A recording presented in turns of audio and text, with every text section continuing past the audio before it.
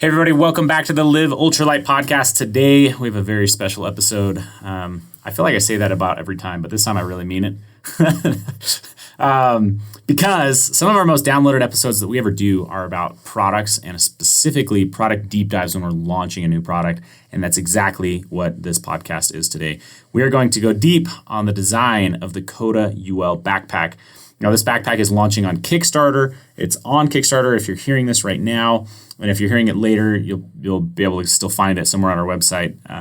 But it's just coming out, so there's a ton to talk about. There's just a lot here. So we've got Brigham, our lead designer, on the podcast, and we're going to be going way back in the archives of how this project started, why we wanted to build it, and then into all the intricacies of the pack. And I've been, on weeks of before Kickstarter launches and stuff, I really get pulled heavily back into this, and I've been reading through all of the content we have. I've been filming videos, doing other things like that, and unfortunately, there's no possible way to go into the detail that we're about to go into on this podcast on other platforms. We can just go deeper. We can talk about all these little tiny nuances that, as I'm going through other platforms, it's like, man, I'd love to say this.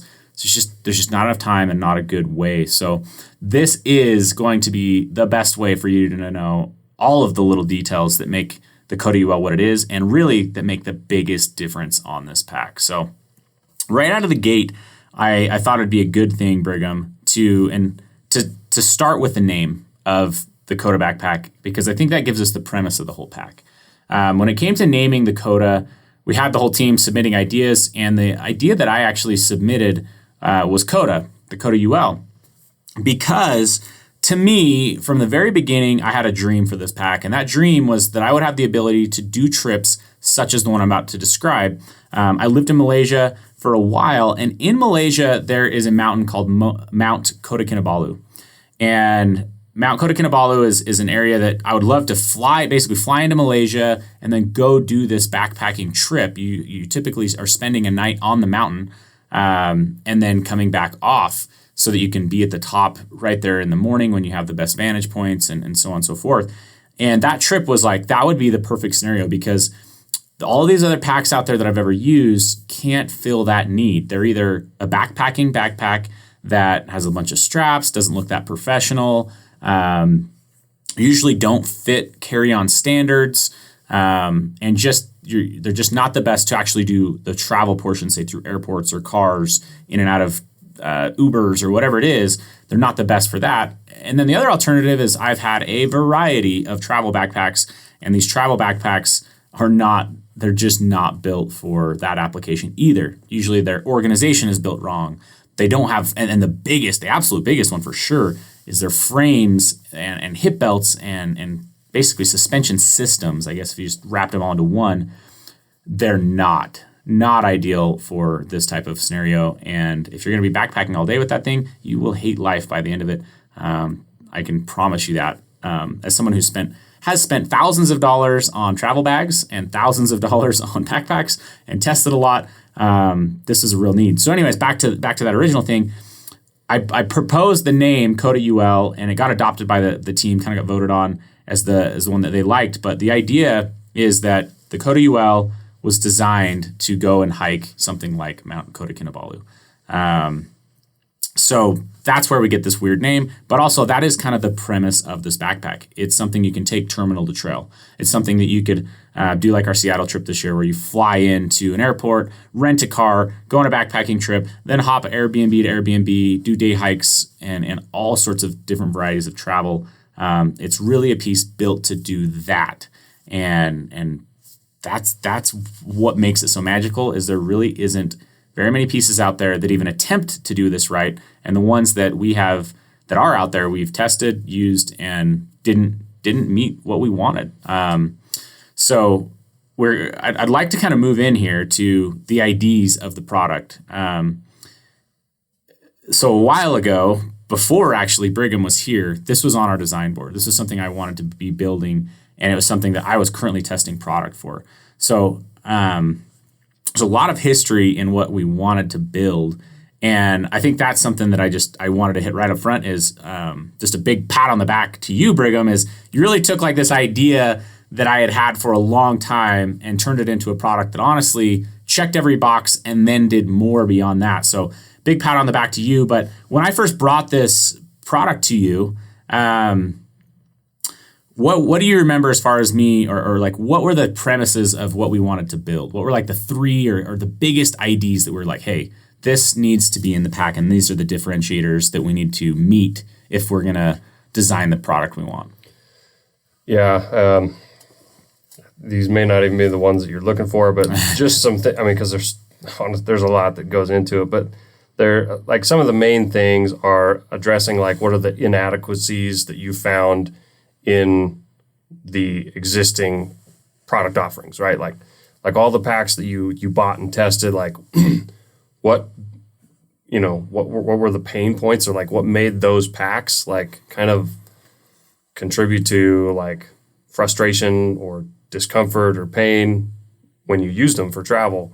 So that like generated a lot of the momentum or like the direction that we needed to go. Is like, well, if we look at, for example, pack A and it has these features and these characteristics and it's horribly uncomfortable, like what is it about that makes it uncomfortable? And we looked at a lot of those things. So basically, a lot of the common themes are travel packs that are built to be more like a luggage piece or that work carrying in your hand, and then they have a novelty or a token set of shoulder straps or a token hip belt that when you actually try to use those features, they generally suck. Like they just are inadequate for what you're trying to do, which is just get through like the transit process comfortably.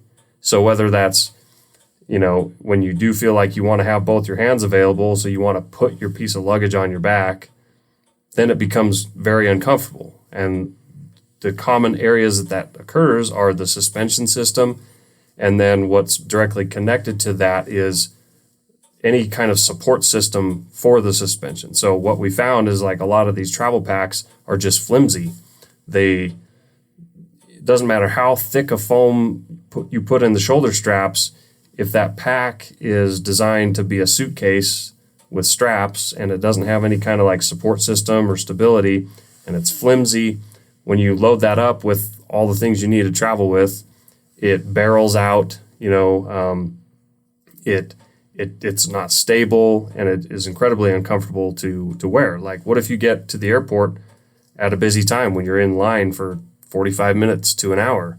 Just happened to me. Or what if you don't live someplace where it's practical to own a car, so then you have to go from like a bus system to a train system to the airport system, and then you reverse that at your destination and then when you get home. So we're going to talk about comfort because it is like one of the biggest things. And pardon me, I'm going to crack this open here. It's been a long week, and I've been pulling some late nighters, and I need a little energy. That's not normal for me. But it's going to be a long episode, so we're going to need this because there's so much to cover. We're going to dive deep into the comfort, for sure. Some of the other things, like high level really quick, though, that this product needed to tackle, in my mind, and like the biggest one that just drove me bonkers, like right away, hated the pack almost, was forced organization. And basically packs that did one thing well, but nothing else well. Or if you didn't like the way that like it loaded or carried certain things, then it was like garbage, right? Like the clamshell opening, right? Yeah. If you don't load that a certain way, or if it's not full, like if it's half empty, looks like crap. So that was like a big one. Is in order for this pack to do what we needed, it needed to be super versatile because every trip is different. I take this pack traveling international with my family. I've taken this pack on like a weekend with my wife out to Montana. I've taken this pack backpacking. I've taken this bag to Seattle for backpacking on the trail and other types of travel. I take it to the gym every single day. I do a lot with this pack, and these other packs that I've used absolutely, I'm going to use a strong word here, but they suck if you don't use them the way they want. So that was a big portion that we wanted to build into this as well. Weight. Some of these packs that we have are 6+, sometimes, up to 7 or 8 pounds. That is like as much as I want the pack to weigh almost loaded. You know what I mean? Like I want that pack to be closer to 10 pounds total. And so if you're starting with a weight that high, that's a major thing. That's kind of a high level consideration that we had. What other like real high level ones have I not touched on? Those are like the big ones that I know for sure were like, they're big enough problems and stuff that we're like, we've got to build a pack around this. But there's so many more that are hard to know, like if they're like a tier 1 concern or a tier 2, because we attacked so many different things as we went through the whole pack. But I wanted to kind of cut you off there because I did want to just make sure that we have like those high level things that makes this pack different. Is it's massively comfortable, super versatile.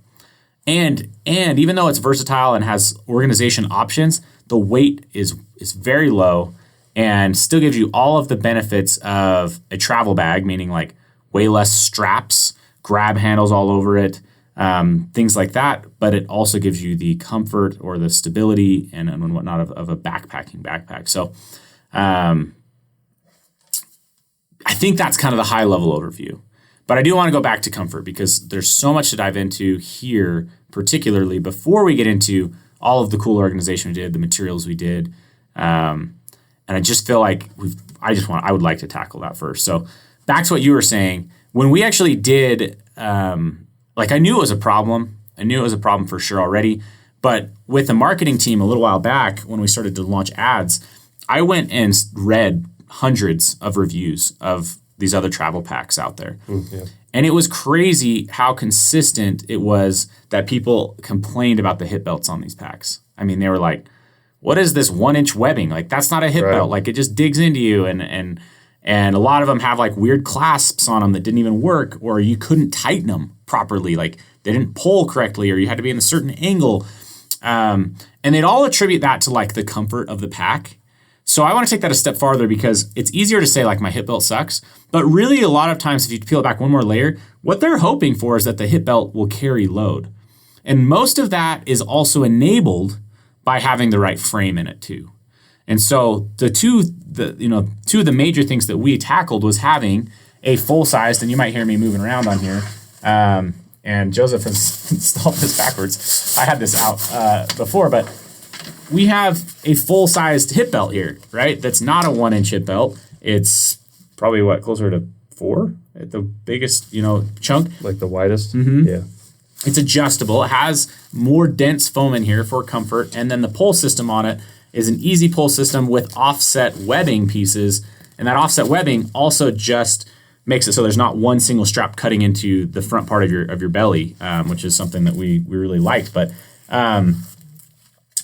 the fact, like people I think that the hip belt is what's also just carrying all the load. And it does carry load even without a frame, right?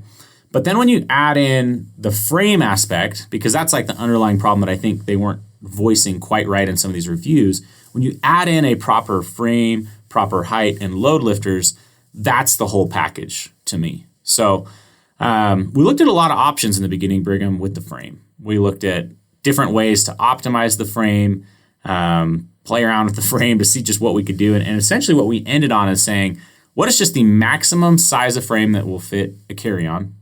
Yeah. And again, maybe we should disclaimer this too.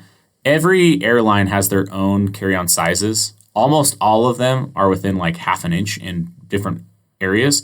So this will fit most carry-on requirements is how we say it, although I'd be willing to bet that you'll never have issue with that ever, just as a thought. So we took the parameters that were out there, and we built the frame to be the biggest it possibly could to fit in that.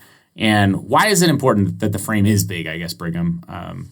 Try to put that into words for people. So by big, he means tall, how tall the frame is. So it has to be tall enough that for most people, the highest point of the frame is higher than the highest point of your shoulders, so that when you put a load lifter webbing at the highest point of the frame and you pull on the load lifter webbing, it actually takes some of the pressure off the top of your shoulders. So that's called load lift, and that also is what transfers the weight that the pack is carrying, transfers it down to your hips because it's not resting so much on the top of your shoulders now. It's being transferred via that frame to be carried on your hips. So that's how the frame height comes into play. And our frame is a aluminum frame. Mm-hmm. It's got two rods. I mean, connected. It's a single piece, but basically two rods go down two sides of it with a connection across the top. One of the things that I saw a ton was single stay. So like a single frame piece in the travel bags, which I bent frequently. And then once it bends over and over because it just couldn't handle it. Plus, if you've got a single stay, you can't put it right where the load lifters are connecting, which is a part of transferring that load off of your shoulders and down to your hips. And then other packs that I had didn't have a frame at all. They called it a frame, but it's a plastic sheet. It's a plastic sheet. And I just to clarify, when he's talking about the frame, it's an internal frame. So you're not picturing. If you're just listening, we're not talking about like an exposed metal frame that's on the outside of the pack. It's an internal frame that you would never even know is there if we didn't tell you where to look. Correct. Right. So we've got a big hip belt that's tuckable. You can tuck it behind the back panel, or you can fully remove it. The hip belt also adjusts width by a little bit, about 1.5 inches. Yep. You can actually overlap this. I haven't owned a backpack or seen this done before. This is something we came up with.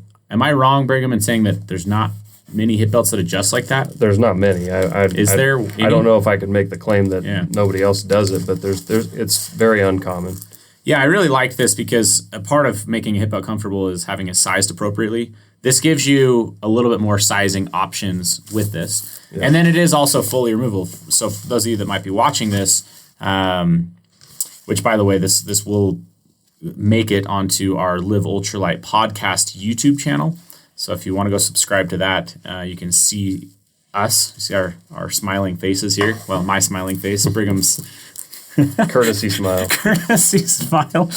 No, I'm just kidding. But anyway, so we've got the hip belt. We've got a frame now, a full-size frame that fits carry-on standards, and then we optimize it. One of the big things is that we made it so that the hip belt can really get as low on the pack as possible. That helps as well with some of that load carry. And then we've got load lifters attached to the shoulder harnesses. Now, those load lifters are functioning. You'll see that there is actually a gap between where these are connecting and the load lifter. And when you put that on, you can get that frame to sit above your shoulders, which then is where you actually get the load lift. Last thing I would say to cover in the suspension area is just the shoulder straps, or the shoulder strapping system. Like there's a sternum strap. We're using I don't know how much. I'm trying to remember how much different foams we had to play with, but we've got contoured shoulder strap.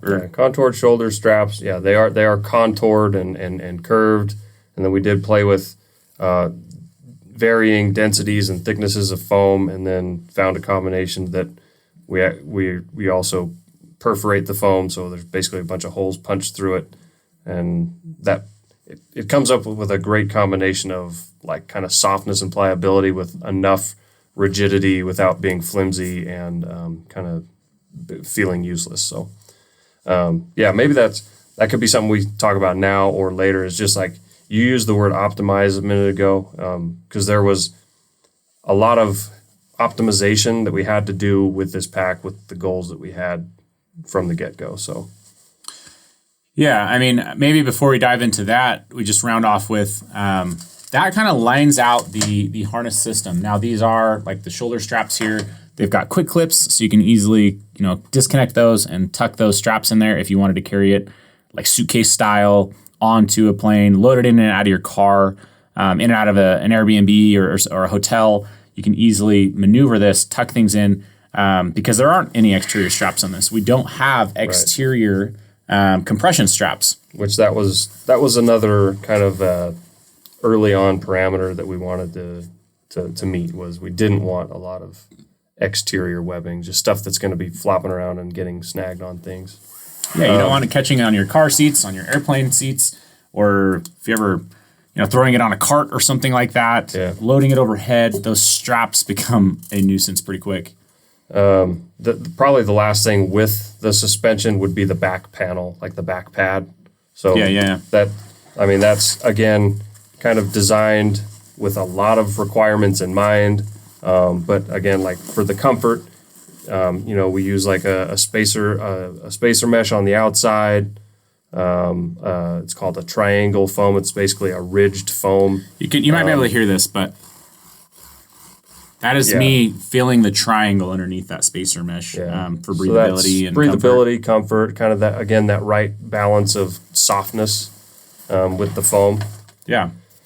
So really what that equates to is, and I think I've actually said this on a podcast beforehand, is just, the easiest one, probably because it was the last time I used a really uncomfortable pack, was when we were coming back from Vietnam. We had a week's worth of stuff in our packs, and then we loaded up on a bunch of samples of stuff. We stuffed it into our bags, and our bags were incredibly full and incredibly heavy. And I was so uncomfortable in the airport that, I was pulling on and off the waist strap. I was adjusting the straps constantly. I was carrying it in my hand, and it just stuck off me like a turtle shell, and my shoulders were killing me. And then like when I do the waist strap, it like, and this is kind of like vain almost, but like, because it's a single like webbing strap that was like a 1-inch webbing strap for most of that, it just like cuts into your gut and like makes you look fat. Like you just pudge out over it, and it doesn't actually help, and it cuts into your skin almost. It was an incredibly uncomfortable experience. Compare that to one of the last trips I did where I went up to Montana, and I think they had to cancel some flights the day before, so that this little Montana airport was slammed. I had to stand in line with my backpack for an hour just to get through security, and I had stuff in there for fly fishing, for the trip itself.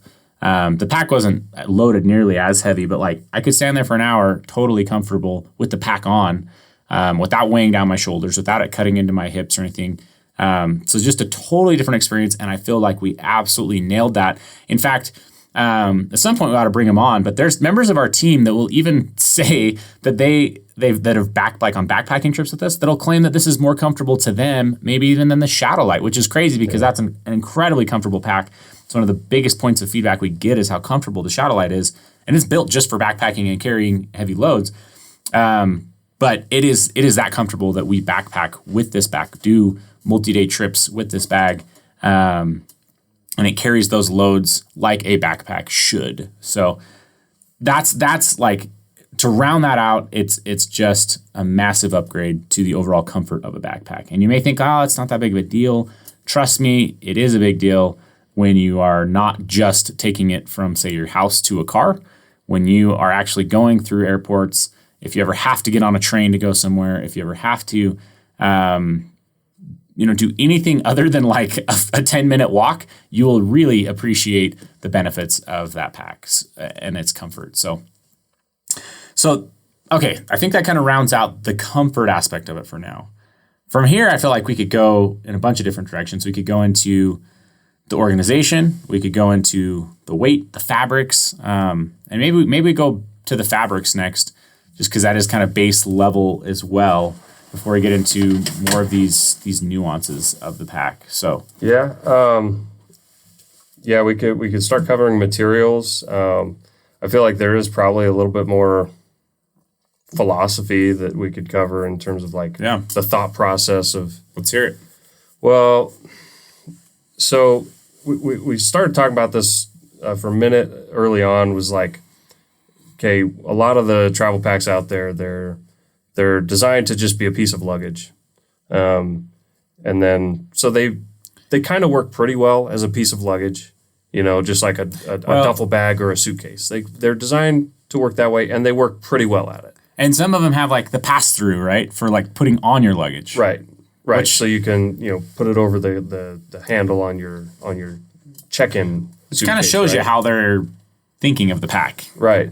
So when I say they work pretty well, like there's still, we have found even deficiencies there, like with the forced organization, or like they designed the pack to work just one way really, as a suitcase. So we kind of the design intent was we wanted to design something, a travel pack that worked just as well, if not better, than any of those other packs that are designed more to function like luggage. So it had to function like a luggage piece, like successfully. Right. It has to work as a luggage piece successfully. However, the other half of it is that it has to function as a backpacking pack just as well as it functions as a luggage piece, and not like in a pinch, meaning it has to function as well as a backpacking pack, that there are people that would just choose to take it backpacking just as a backpacking pack. So that was like what we set out to achieve, was it has to be a great suitcase or piece of luggage, but it has to be a great backpack that is comfortable in all situations. So that's where a lot of the optimization came in, where like when we're talking about the hip belt just didn't end up being the dimensions and thickness and adjustability that it is. That was, I mean, I'll say that again, the word optimized to be a certain size that you could put it away and hide it away and nobody knows it's there.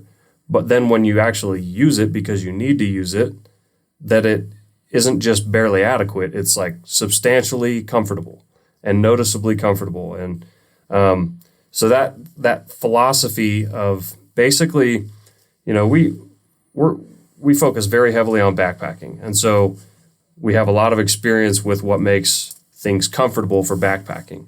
And so we're able to basically just apply a lot of that into a piece of luggage, which almost it just seems like a no-brainer. Like, why not do that? It's natural just for do us. that, you know? So that's kind of the philosophy of how we did that. And then just optimizing, you know, identifying, well, what are the things that make a travel pack work well? What are the things that make it obnoxious, like straps all over the place that are getting caught in the overhead compartment, or getting...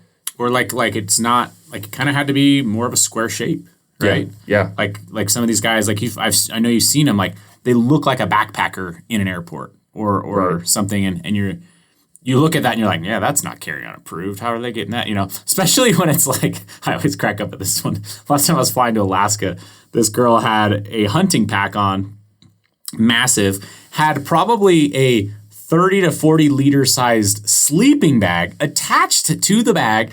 I mean, this pack was almost as tall as she was. And I'm like looking at it like, holy crap. One, that looks miserable. How did you go through security with that?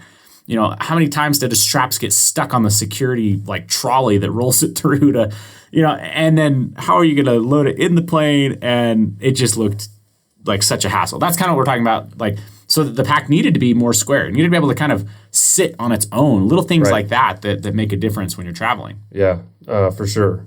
And I just kind of thought of like, maybe I'll just paint this picture because, you know, hopefully there's people listening to this that are interested in the pack that maybe aren't even backpackers. So a lot of maybe what we're talking about is hard for them to relate to. But let me paint this other scenario. A few years ago, my wife and I went to the UK on vacation. We were there about 10 days. And we, from the airport, like London is a huge city, right? And there's a subway system and there's a bus system.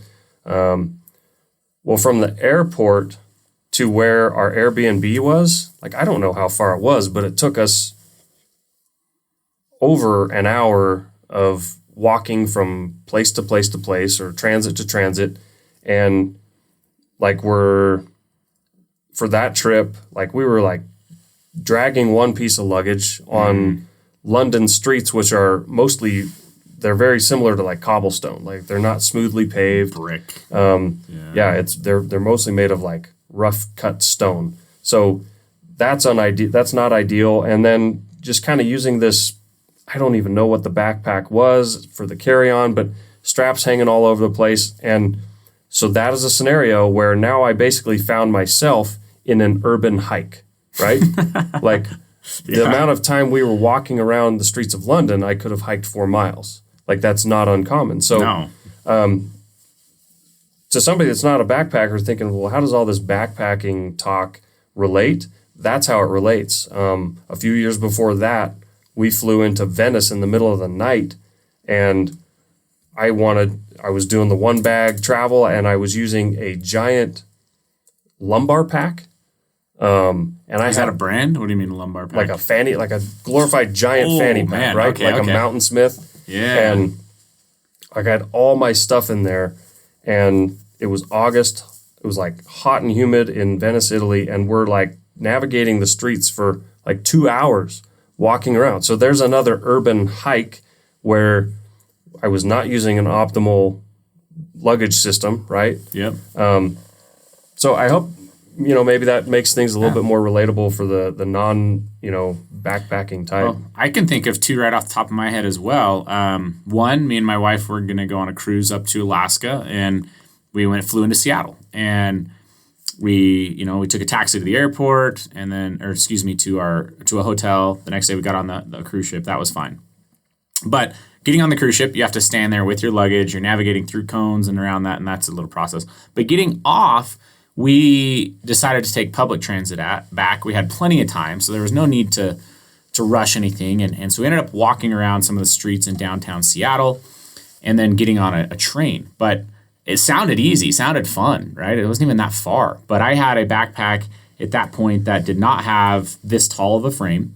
It wasn't fit for my torso was the biggest thing. It actually was a backpacking backpack, but it didn't fit my torso right. I was typically like a 60 liter and a certain size torso, and I had a bag that was like a little bit smaller, a 45 liter, and it was stuffed full, right?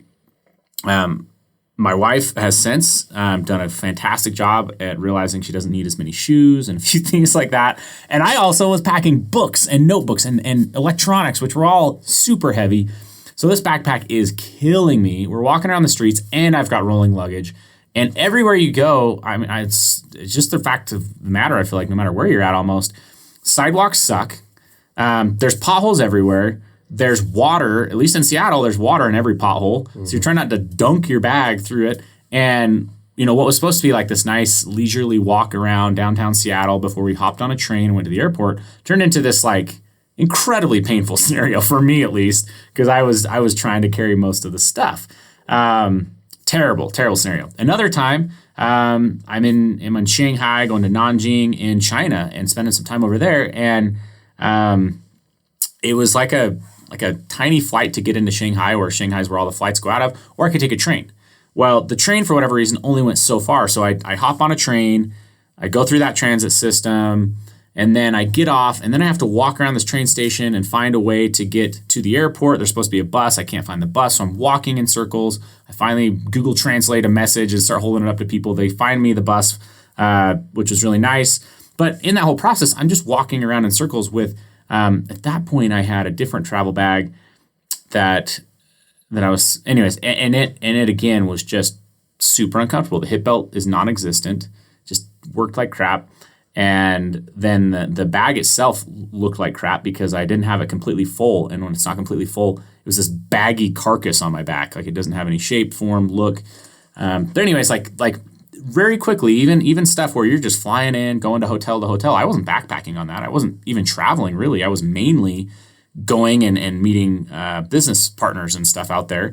But even in a scenario like that, like sometimes you just need to use different transit than a typical taxi or straight into an airport. So there's always going to be room for something like this. And that's the whole appeal to one bag travel is you're light and you're free and you're fast. Like if you can travel with one bag, it makes travel easier. So anyways, we totally deviated here. Yeah. But it is important because that's what's going through our heads as we're designing this pack is it's got to check these boxes and become the bag that solves these problems for us so that we really can have like this one tool that just enables us to do so many trips around the whole world. Yeah, for sure. Okay. Off the soapbox here for a second. What do we want to tackle? I mean, there's so many, for those of you that don't know, backpacks are incredibly complicated, and when I look at this backpack, I almost feel like I'm looking at just art. Even the packs we are kind of negatively talking about, they're art in their own way, and the designers were likely building them with different parameters and thoughts in mind. But man, backpacks are complicated because there's hundreds of pieces getting sewn into this bag. You might look at a bag and think, oh, it's pretty simple, but even the most simple of bags, there are so many pieces, so many patterns that go into it. So when I look at this, I'm like, where do you start? It almost feels overwhelming because there's just so much in this bag. So what do you think, Brigham? Where do we start? Well, maybe we could kind of flow into, materials and material selection and kind of what do we base those decisions on, which One of the things we mentioned early on was like the weight of the pack. We didn't want a heavy pack.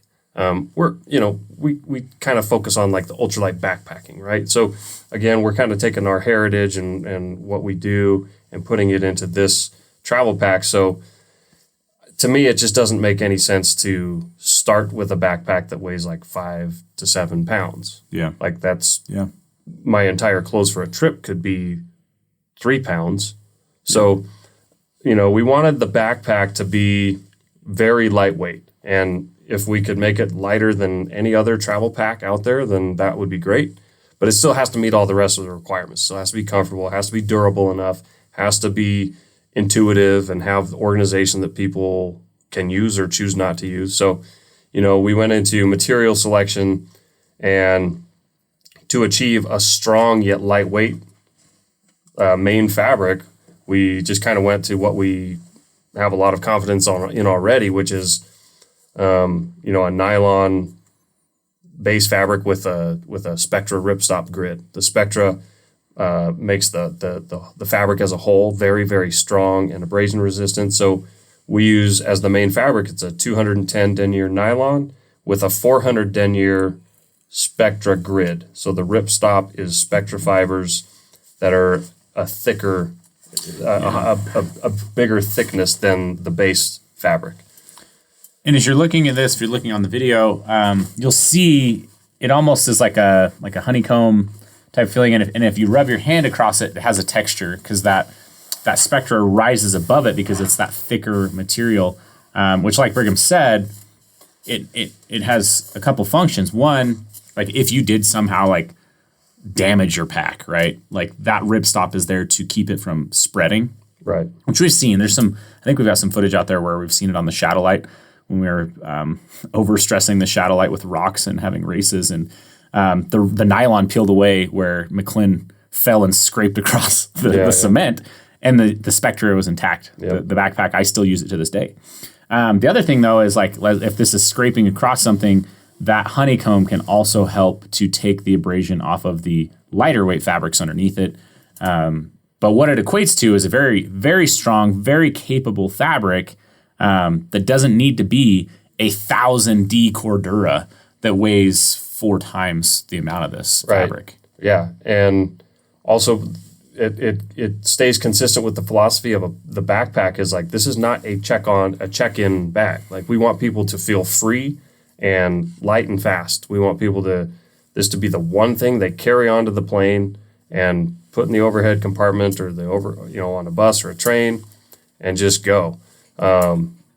So it totally exceeds the durability requirement for that, and it just keeps the overall weight of the backpack very, very light. Yes. Yeah. The bag weighs in at 2 pounds. Is it 13 ounces? So 2 pounds and 13 ounces. So which is dang near like an ultralight level backpack for backpacking. But with the amount of additional compartments and storage and all the things we put into this, that's crazy exceptional. Like when you really think about like the shadow light pack, our shadow light pack at 2 pounds, think about this being only 13 ounces heavier. You're like, has a heavier fabric, grab handles everywhere, extra pockets, extra zippers, mesh internal organizers. I mean, that is an incredible feat. I mean, really impressive. I do feel like, I can confidently say like people should not be concerned about the weight because like this thing is robustly built. Like the backpack, there's strategically placed padding inside, so certain panels are padded with EVA foam. That's one of the things we had to face down, right? Is a lot of these packs, travel packs, shove foam in every crevice of the pack for it to look good or have structure, right? Right. So it's like that was something that we had to face in design is we do want the pack to look good, but we don't want to just shove foam everywhere just to shove foam everywhere, right? Like it needs to have real features and real function, which I really like what we ended up with, which is the bottom has foam. So if you were to miss the laptop sleeve or have something in here as you're setting it down, there is foam across the bottom. Mm-hmm. Obviously the padded laptop sleeve, so there's foam there. And then we ended up putting foam right in this outside pocket that has a drop pocket. It's really good for like an iPad, And that's like the one area too that it does make the pack look a little bit better, but it's still super functional. Like we didn't just put it there just for look either, even though it does help with the look of the pack and making it look, more full and whatnot. But the whole idea is that's a great laptop sleeve, and it does keep structure to use that pocket a little bit better, and so on and so forth. But that keeps the pack super light and super functional. Like it really has the padding everywhere that it needs the padding. Yeah. Yeah, we wanted padding to protect things that are the most likely to need protection, or like if you set it down, like you can stand the bag up on the bottom, it'll just stand there and the bottom's padded. Same thing, like if the pack happens to fall backwards, like, that pocket is padded. And then obviously the part that faces your back is padded as well. Right. Okay, that's materials. Do we want to talk hardware, or do we want to kind of like open up the pack? We can breeze through hardware real quick. I mean, we're not going to skimp on anything, so we use all Duraflex plastic hardware, YKK zippers, and the highest quality foams that are available. So, and I think like the biggest, so everything is Duraflex and YKK. I think the biggest thing that adds to this pack are these Duraflex gatekeepers. Yep. So I'm playing with one that's on the load lifter strap right now, but this is an incredibly durable, incredibly strong system that allows you to be modular with it. So we have tabs all over the backpack that enable you to use 4 included accessory straps to strap things to the outside of the pack, to the inside of the pack. And then we've used them in the design itself as well. But that's a piece of hardware that you're going to want to look at yourself if you've never seen these, because it enabled us to do a lot. So when we went to Olympic, we could strap a bear canister to the outside of the pack, no problem. When we've been backpacking and we have tripods for filming or whatever, you can use those to attach the tripod and have it run out of the pocket. But that's a piece of hardware that honestly makes this pack so much better and creates so much modularity and usefulness. So that was kind of the main hardware piece that I really wanted to pinpoint, other than just all of the components are a Duraflex high quality component. Yeah. The reasoning for having those shoulder straps disconnectable is so you can really easily and cleanly tuck the shoulder straps away. So there's no exposed webbing whatsoever. They'll tuck away. So the shoulder straps disconnect at the bottom of the pack and at the top. So that shoulder strap tucks away, and so maybe two inches of the actual shoulder strap, the padded section, is even visible. Yeah. So it just keeps it really clean and makes it really fast and easy to set it up that way. Yeah. So let's move into the main compartment. Okay. Mainly because another massive concern that we had with this pack and other packs was the fact of like forced organization and like sometimes if the pack isn't full, it looks like crap and just doesn't and the load inside of it became floppy. Yeah. So it wasn't secure anymore. There's a few things there. So if I open this pack up, first off, the first thing that's really neat about this pack and that I love is it's got a massive horseshoe zipper. And if you just undo the very top section, you can flip over, I won't call it a lid because it's not detachable, but it's like a lid-like structure. And I can get into my laptop, or I can load the bag from the top if I just want to be setting things in straight from the top of this bag. But as we know with travel, it can be super handy to be able to fully open your bag, see everything that's in there, and organize it in that way, which is why this horseshoe zipper extends the length of the pack and goes all the way down to the bottom, and then you can flip this all the way over. Inside of this main compartment, it can load just like, say, a duffel bag. Like there's no like pocketing that you have to use. So if you wanted to just have this massive main compartment that I believe is 37 liters. Yeah, 37 liters. You've got one big pocket that's 37 liters. So that just gives you a variety of options of what you want to pack. For instance, when I went to Mexico, I had to pack life jackets. I had puddle jumpers, I guess, those things that go on your arms, and wrap around their chests, because we were going down there to this resort, and my kids both wear life jackets at all times. And So I used one of our accessories to pack those down, but I needed this space, and if it had been another pack that forced me to organize another way, it might have just been too bulky of an item to fit in my backpack, and then what? Like, there's not good options after that. So having this big, massive compartment is really handy. Another use case scenario is when we went to Olympic, I got to pack a sleeping bag. I had the top quilt, a tent, and a pad all in here, and it needed to be big enough to fit those. You can't cut a top quilt in half and separate it into 2 pockets, right? So that's where this use case really comes into play. But then we all still want to have organization options, because sometimes you need an extra pair of shoes. Sometimes you're bringing sandals. Sometimes you're bringing dress shoes, whatever it is. Or sometimes you want to separate laundry. Want to keep my socks and underwear over here, and so that they're not floating around the bag so much because they're smaller items. And that's where some of this additional pocketing comes into play. So what did we do for that, Brigham? Like what? Well, we wanted to maintain the big open section of the main compartment, but we wanted any pocketing that we added to not really be in the way. We wanted it to be substantial, very useful, and intuitive, so people kind of just use it however their eyes kind of lead them to. But if you don't use it, it's not in the way at all. Like, it just doesn't even take up space. But we wanted some good options. So we have these long side pockets on the inside. They're at least 12 inches long.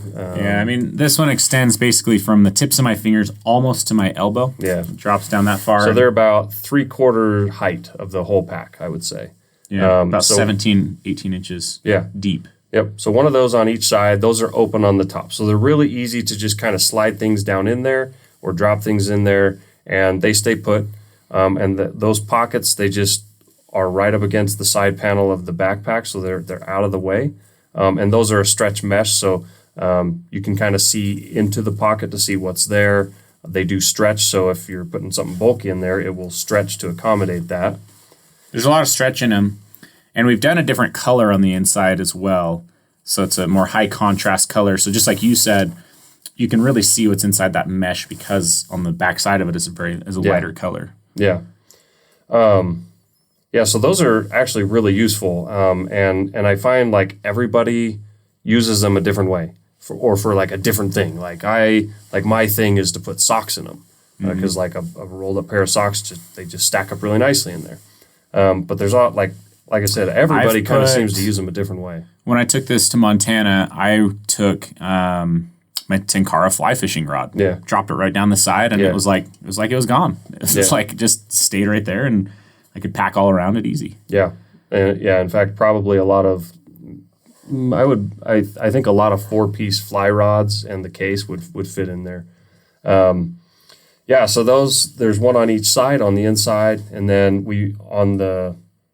we put this big stretch mesh pocket with a zipper on the kind of the main panel that closes the pack. So it's like the inside face of the main zipper. So like picture where the laptop sleeve is on a backpack, opposing that, opposite that. Yep. There's that is a very substantial pocket. Like, it has a ton of volume built into it. But it's a pleated volume, so it still hugs the pack when not in use. Yep. Like, if you're not going to use it. But I would be willing to bet money you'll use it. To me, it's like the money pocket in here. Like, it's the best one. You can fit a full pair of shoes in there. Actually, I fit sandals on the side drop pockets as well. Like, when I went to Mexico, I put my sandals in that. But I fit shoes in here, or a ton of clothing that I want to stay organized. But that's it. That pocket's like the money pocket. It really is. And like it's stretch mesh intentionally, because the thinking was, well, what if somebody wants to use that for their dirty clothes? Like, you can put your whole trip's worth of dirty clothes in there, and then they're separated from everything else. But it's a stretch mesh, so it's also going to kind of breathe well and help prevent some odor buildup if you're really lazy and you just keep wet, dirty, nasty clothes in there for 10 days. But yeah, there's a zipper at the top of that. That's a really useful pocket. And then in that main compartment, we've got a padded, suspended laptop sleeve. So if you set the backpack down hard with your laptop in there, the laptop's never going to hit the ground. Frame will protect that as well as about 4 inches between the bottom of it and the ground. Yep. Let's talk for a second. We've also got the webbing tabs on the inside of this. Those webbing tabs pair with the accessory system we talked about, straps. Yep. So you could lash anything down you want inside of here. I've done this from time to time. It's not something that like I'm used to or like love to use like the most. Mm-hmm. I'm typically using those straps on the outside of the pack, but I have seen people use them highly successfully. Now there's they've used them to.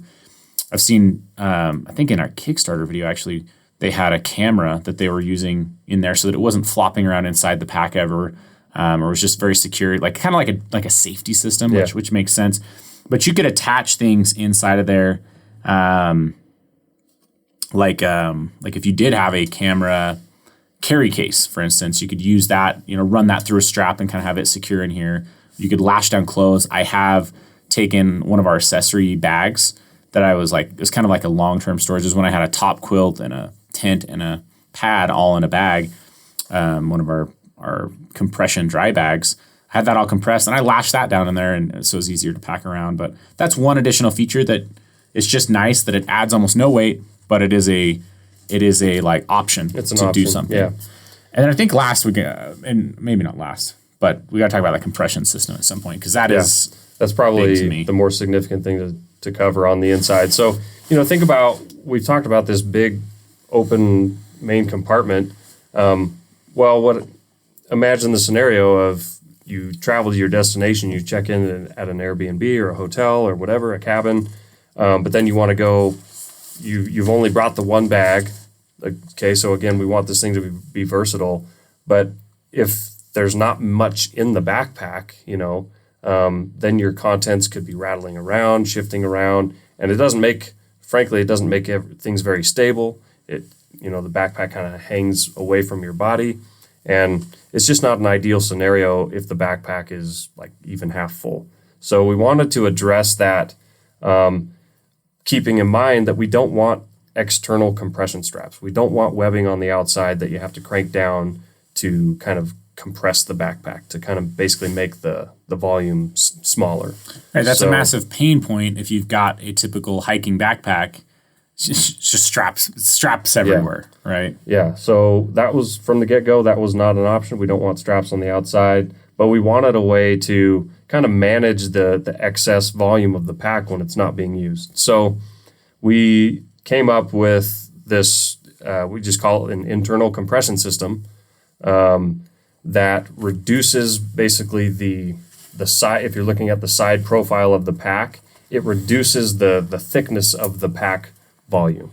So basically what it does is there's just on each side, there's 3 little clips or buckles that when the backpack is empty or full, you clip them together, and now it kind of just squeezes the backpack down a little bit so that it's not flopping around as much, and it contains whatever is in there. It contains it better. It prevents things from bouncing around or moving around, which, we want people to like get out there and get after it on their trips and adventures and their vacations. So we just don't want them to have any issues with that. So it's like Derek takes this pack to Guatemala, and he's like, I had it all packed up and I had so much room still in it because I wear an extra small size of clothing and everything, and I forget half my stuff.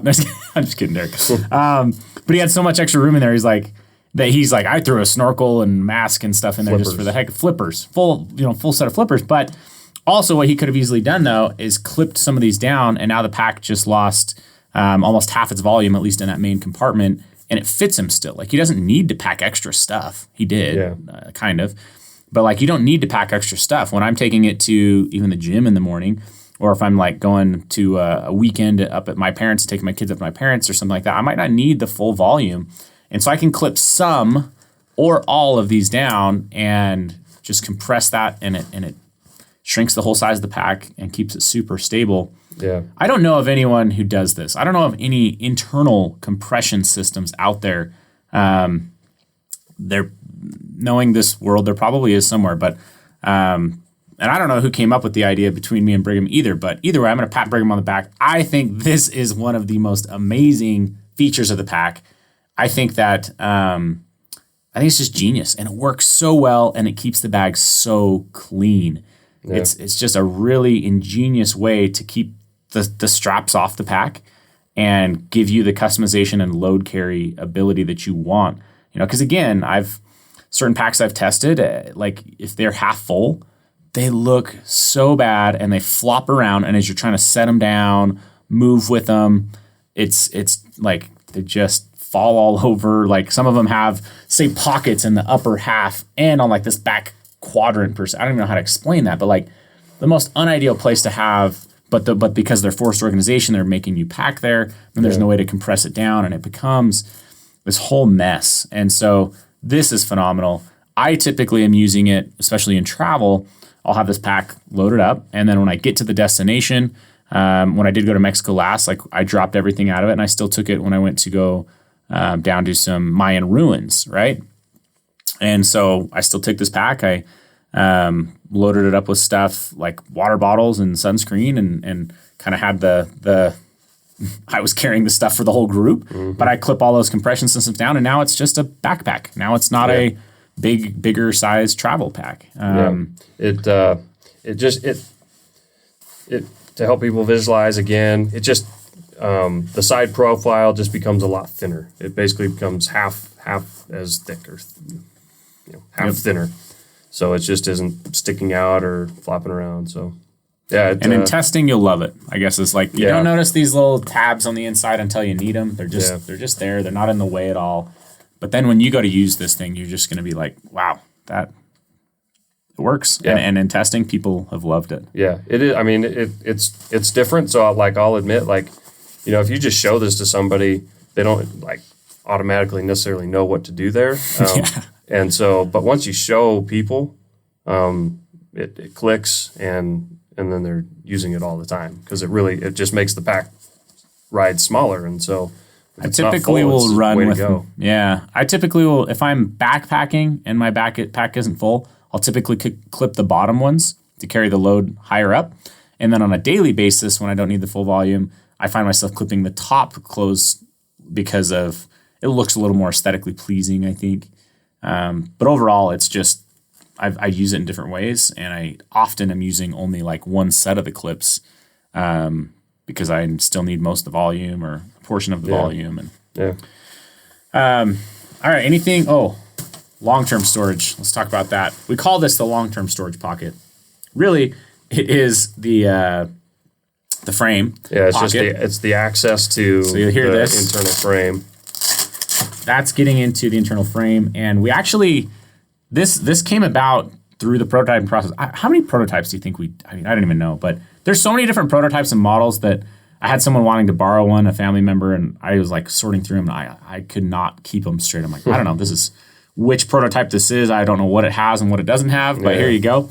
But inside of this, on one of the prototypes, one of us tucked the hip belt into this back panel, and some of the Velcro was like catching on the fabric. And so we actually lined this as well to keep it a little bit more useful. But now a lot of times what we'll use this long-term storage pocket for is that's where we'll put the hip belt. So like if you're not going to be using the hip belt or needing it, we'll stuff that down in there. When I've gone into Mexico or these other areas, I've put cash in there sometimes, because it's just a more hidden, not a place you're typically looking for. But it's not a pocket that we would suggest like getting in and out of all the time. Yeah. And when it's loaded, it's going to be a little bit harder to close that pocket, just because the fabric's all getting taken up other places. But it's a really cool pocket. You can see the frame right in here, but mainly it's just kind of a hidden, and we call it a long-term storage pocket. Essentially, it's just a big sleeve behind the laptop sleeve, and so it knowing that it is a sleeve, it's not meant to be in and out of a lot. And if you do put something in there like the hip belt, something like that's thin, doesn't take up a lot of bulk, that's the type of thing you would want to put in there, something that you're not going to be retrieving a lot. So it kind of just worked out that way that it ended up working well. So. Hypothetically, Brigham, if you're using this pack for adventuring, would you or could you put a water bladder in the laptop sleeve? Yeah, hypothetically you could. I actually have thought about that. That was one of the things that I thought people might care about or want. And it's definitely not built for that, but you easily could run a water bladder inside of this pack and pipe it right out. Partially because of the zippers. So let's talk about the zippers. Now, this is a big horseshoe compartment, like we mentioned, which means that it zips in this big horseshoe from the bottom of the back of the pack all the way up and around to kind of where your back of your head is and back down. When we were going through these samples, they didn't quite get what we wanted at first, but we wanted 4 zipper sliders on here for a very specific reason. The 2 that end up being kind of at the top allow you super quick access to laptop, to loading in the top of the pack, and so on and so forth. And most companies, I feel like if they stop there, but we added 2 additional zipper pulls on the bottom. Both of them are behind security webbing loops, which we'll talk about shortly. But what that allows you to do is zip up from the bottom and get quick access to the bottom of your pack. Yeah. If you watch any of the videos, like our main video about the pack, you'll see people, basically swing this around their shoulder. Still the pack's like on them, so it's kind of like in sling mode almost. Unzip that portion and grab stuff out of their pack, a camera or a jacket or something like that. But it allows you to get access to any part of your pack super conveniently. Yeah. The goal is really, that is a long zipper track, right? So it starts at the bottom on one side, goes up to the top, around the front, and then down the other side. So we want this to be very convenient for people. And so having just 2 sliders on there isn't convenient enough. Like that's a lot of zipper. And what if you want to get something from the side or the bottom, or you sling it down onto one shoulder and then bring it around the front of your body? We don't want you to have to go hunting for a zipper slider. And so, like Tayson said, you can access things on the bottom from the side, and never have to move a zipper slider very far. Instead of what if the zipper slider's all the way on the other side of the zipper track? Now you're zipping it all the way around or zipping the pack completely open. So now you just have really minimally restricted access to everything in the pack in the main compartment because of the 4 zipper sliders. And that's how I've used those sliders mainly to just quickly access, like if I've got a jacket packed in there, take one shoulder out of the harness, kind of swing it around my body, unzip the side, snag a jacket out of there, zip it back up, put it back on my back, and it's super seamless. It does just give you quick access to everything. And on the flip side of that is we also have the ability for those zippers to kind of lock down if you don't want them to open or give easier access to, say a pickpocket in a busy transit system or something like that. They go underneath these webbing loops, these security keepers. So people may not be super familiar with what the heck those are. So at a high level, they have like luggage that has locks on them, right? Like you can lock your luggage. This is a backpack. We did not make it so that you could lock the luggage per se, but we did make it so that it can be very deterrable or deter people from easily getting into the pocketing on it. Let's say someone's standing behind you in a line. They can't easily zip open a pocket and snag something, at least in most of the pockets and the ones that we've chosen to secure. So on the bottom of these tracks, there are these webbing loops that you can pull the, what do you call that? That's just the zipper pull. The zipper pull, you can pull that down through, and it makes it so that you just can't open that zipper nearly as easy. What I do a lot of times, like if I'm backpacking, is I can still zip that zipper closed by just kind of pushing my thumb through that loop a little bit. So it's all the way secure and closed, but I don't need to secure the tie. So it's a nice versatile piece. And we've got those locks on the bottom of the main compartment, the main back panel pocket, so where you might put an iPad or other valuables there. And then we've also got it on the inside of the top pocket on one of those pockets where I put, say, my passport. So then it's in 2 pockets, and one of them is zipper gated as well. So pretty handy features and something that brings you a little bit of peace of mind as you're running through super busy places. Yeah. I think that covers the main compartment. Yep. Main recap on that is there's no forced organization, but there is still organization. Gives you a ton of customizability. We have accessories. We didn't talk about this. We have accessories that are designed to fit into that pocket or that main compartment, as far as the dimensions and stuff like that, but we'll cover those later if you want some additional organization. It is available. They're super useful, but overall, you can use this pack however you want, and you can compress it however you want and tailor it to whatever trip you are on. All right, let's go to the next biggest pocket. Yeah. We already talked a little bit about this. This is the pocket that is, I don't even know how to describe this in audio form, but it's the second biggest pocket that is on the farthest outside. Yeah. It's like it would be the outer panel pocket. So if you're wearing the pack, it's the pocket that's on the outside of the pack, farthest away from your back. Yes. Right on not on the side or anything like that, not on the top, the back side. And this pocket here, obviously organization's a factor. So inside of this pocket, we have 3 different mesh pockets. Kind of same concept as the internal of the main large compartment. So we've got a padded. The outside panel is padded. Yep. Maybe I should just have you do this. Apparently I don't have words right now.